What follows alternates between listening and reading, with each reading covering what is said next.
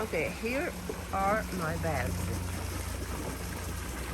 I like using large flower prints on them. And I put the large flower on the front pocket, this zipper pocket, which makes these bags looks really pretty and eye-catching. I really like Kate Facet fabrics, Philip Jacobs design, as you can see right here.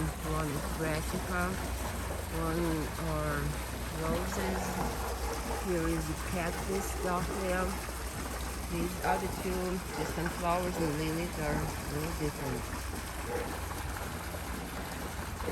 So here's what's good about this bag. You can put it on a roller cart. There is a sleeve on the back, so you can stick it on the handle. And there's also additional pockets right here where you can put your phone, papers, money, whatever. When you open this bag, it looks just like this. One side is flipping down, flips down, and here's the ironing pad. So when you put it on the table, you can use miniature iron and use this pad as an ironing pad. You can see small mesh pockets, separate pocket, another small pocket, another vinyl pockets for business cards. Here's my cards. There's also my QR code. That's for my Etsy shop and for my website. So here, as you can see, elastic strip for markers and pencils and little tools here. Here's a large pocket, zipper pocket.